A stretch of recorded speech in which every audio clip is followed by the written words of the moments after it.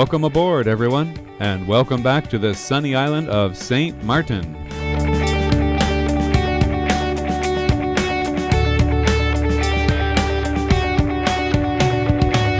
As you'll remember, we started here in Philipsburg on St. Maarten for episode 1 of Captain Rick's Picks. And for episode 2, we're going to carry on in Philipsburg again and show you some of the other cool places and things that you'll want to see along the way. For those of you arriving by private boat like myself, one of the first things you'll want to know is where you can go ashore with your dinghy. And if you remember from part 1, we've got Bobby's Marina situated in the northeast corner of Great Bay. Bobby's is your center of access to everything you're going to need, including one of the only marine fueling stations outside of the lagoon. They also have a rental car facility on premise and a car park just behind the boatyard. You'll also remember from part 1 the 12-meter yacht club restaurant and bar right at the foot of the docks, and behind that is the ticket office for the fast ferry to St. Bart's in case you want to take a day excursion. You can also see the roadside fueling station, and just across the street is a fully stocked grocery and provisioning center, even with duty-free alcohol. And back to the dinghy side of things, you can see the bridge in the foreground, and all you have to do is find this bridge as you're coming through the back of the marina, and as you navigate under the bridge you'll find that there's a dinghy dock right along there that you can tie up anywhere to comfortably. Just across the bridge, another old favorite, the greenhouse. This is a very relaxed atmosphere with casual dining, good lunch menu, there's a pub-style bar in the back corner, even with pool tables, and great happy hour specials on hors d'oeuvres and drinks. Stepping out from there, you can continue down the boardwalk, which will take you towards town. And Philipsburg is rich in history, so expect to see lots of artifacts and buildings that have been preserved as local landmarks.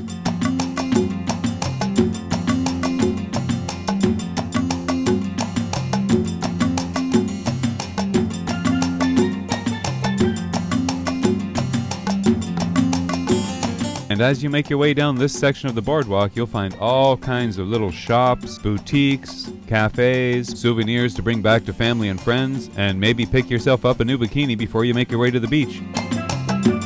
And if you find yourself feeling like you need a little rest, you can stop in one of the shaded alleyways and have an ice cream, or just feed the birds.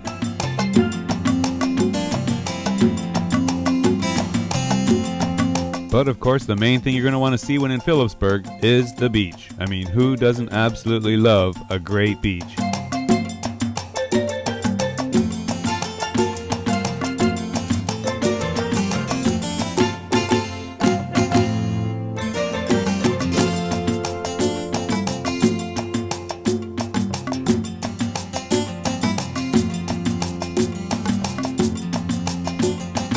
And as I was saying earlier, there's a lot of history hiding behind these shops in Philipsburg. But for that, we're going to head over to talk to one of my friends who's been here his entire life and is one of the original founding families in Philipsburg, spanning 6 generations. He also happens to own the Blue Bitch Bar and Tortola Mangoes, 2 of the most popular places on the boardwalk, and one of the original first businesses ever set up and established on the boardwalk. So I'd like you to meet Norman Waddy, and he's also a fellow sailor.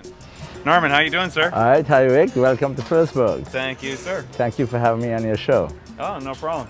But yeah, Norman is he's got a couple of restaurants and bars here on the strip, and some really cool places. And Norman's also a sailor, so we've always had some good stories to yarn over a couple of drinks sitting at the bar.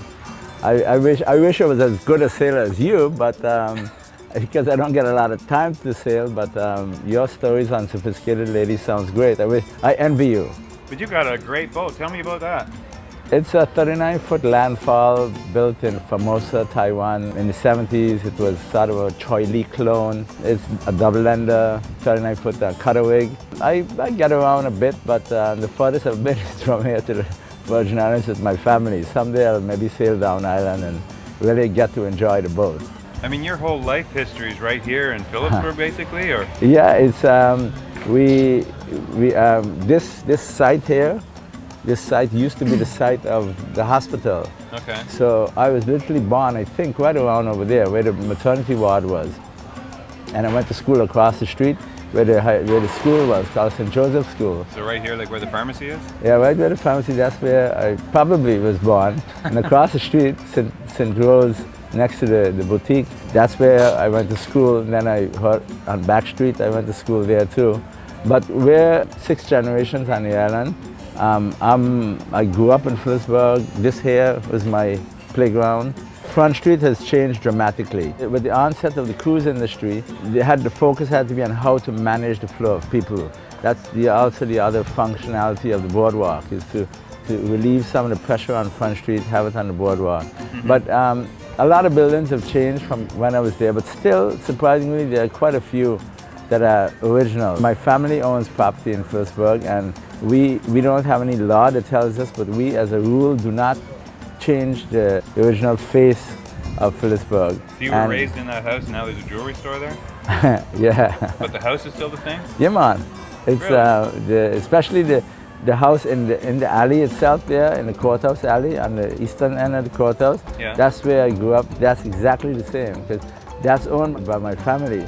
And the rule is you can't touch the outside, only the inside. And there's no law to stop you, but we just want to maintain the flavor of Philipsburg and years gone by. It used to be all jewelry stores, and now with perfect competition, because if you have a street full of nothing but jewelry stores, sooner or later competition is going to knock one or two out.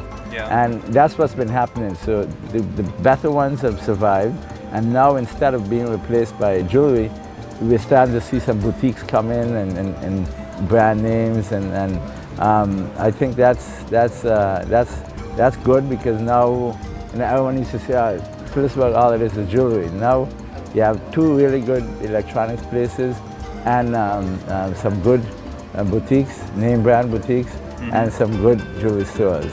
And as you can imagine, in my line of work, the electronics shops are the biggest attraction wherever I go. And Class Electronics on Front Street has all the things I need when it comes to Apple computers, cameras, accessories, lenses, SD cards, hard drives, cell phones, and of course all the latest GoPro offerings and accessories, and even a full line of TVs, which normally wouldn't be of interest, but this year we did outfit Sophisticated Lady with a new TV, and we found the perfect sized one right here.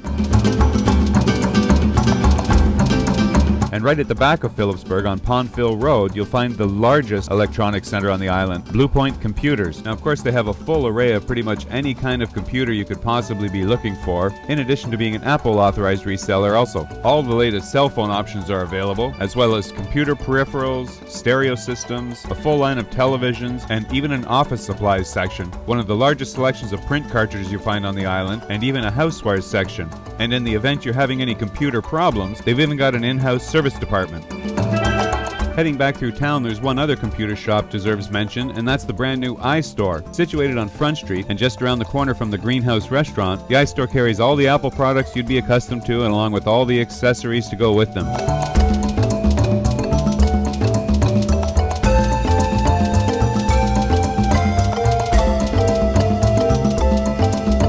And of course, the thing on most of the ladies' mind would be clothing. So heading back towards the center of town and right behind the courthouse, you'll find my friend Simran's shop called Designer Exchange. Her family owns this shop for years now, and it's become one of my favorites for picking up my own wardrobe. And of course, they're the ones I was working with recently on that fashion video you might remember from a little while back. If you haven't seen it, feel free to click on the link in the text description if you want to have a look. And be sure and let me know what you think. And some of you guys might even get some gift ideas for the lucky ladies in your life.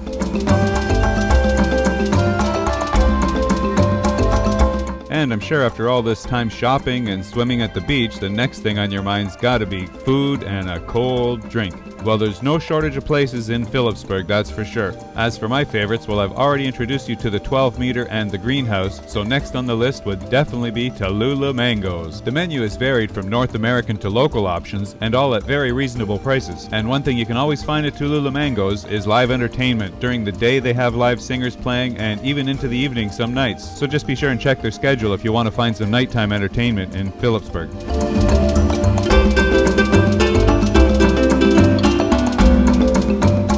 If you're looking for some dedicated local cuisine, then again, just behind the courthouse on Back Street, don't miss the chance to check out Chica's. Everything your heart could desire in authentic West Indian food, and served as a buffet-style lunch every single day. And don't forget to say hi to Betty, the owner. She's on hand every day and loves to talk to her guests. Just a little bit down the beach, another place that's cool to hang out, literally, is the Hard Rock Cafe.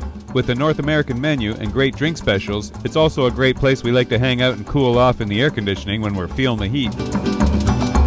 But they also have the outdoor patio if you prefer the open air and the view. So that's it for this edition of Captain Rick's Picks. Be sure and keep an eye out for next episode, where we'll take you through a tour of the Simpson Bay area of St. Maarten. So until then, I'll leave you with a few more scenes of Philipsburg. Wish you a great day, and we'll see you again soon. Bye for now.